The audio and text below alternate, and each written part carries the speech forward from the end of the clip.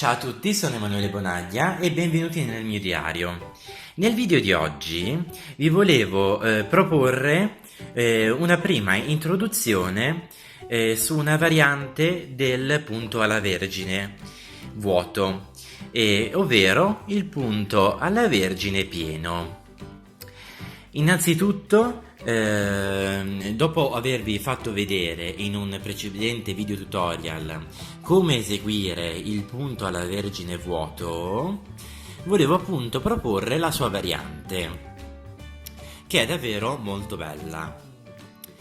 E quindi vi insegnerò come aggiungere le coppie e la predisposizione del lavoro, che è uguale anche per le altre tipologie di reti della tradizione canturina, e la ovviamente differenza tra il disegno della Vergine vuota e della Vergine piena.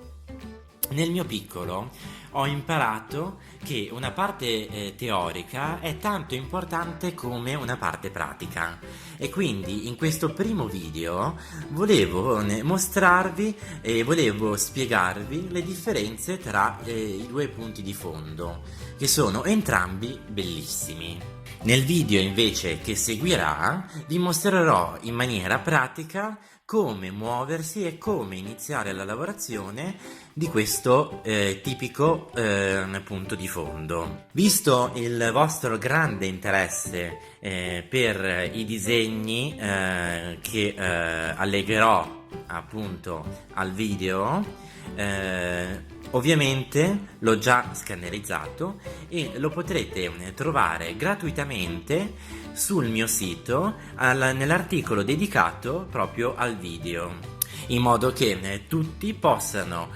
partecipare e imparare insieme questo bellissimo punto. Il punto alla Vergine, come la maggior parte dei punti di fondo della tradizione canturina, si lavorano in diagonale, quindi verrà eseguita una prima diagonale, dopodiché si aggiungono le coppie per eseguirne un'altra e così via, eseguendo diagonale per diagonale e quindi lavorando il punto.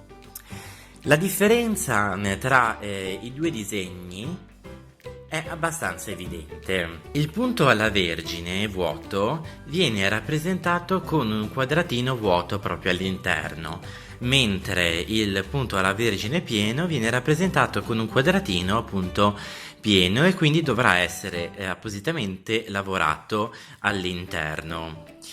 E da qui nascono anche le varie varianti. Io eseguirò questo campione con il numero 40 filato per tombolo cantù con 16 coppie, proprio perché il punto alla Vergine, sia vuoto che pieno, viene eseguito sempre con 4 coppie per ogni quadratino, quindi per ogni singolo elemento.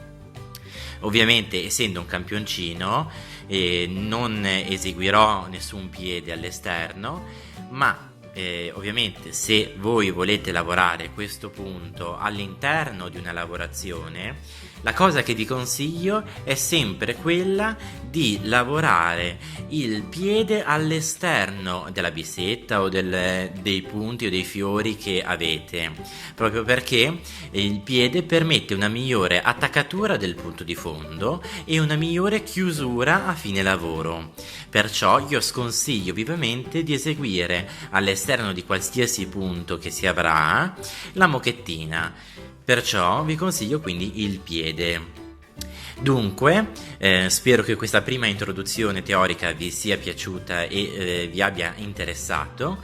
Iscrivetevi al canale e aspettate il prossimo video dove spiegherò appunto in maniera pratica come eseguire il punto alla Vergine pieno. Non dimenticatevi di mettere mi piace alla pagina Facebook che trovate in descrizione e di iscrivervi, se volete, anche al gruppo su Facebook che ho appena creato, che si chiama Merletto Encaje y Leis.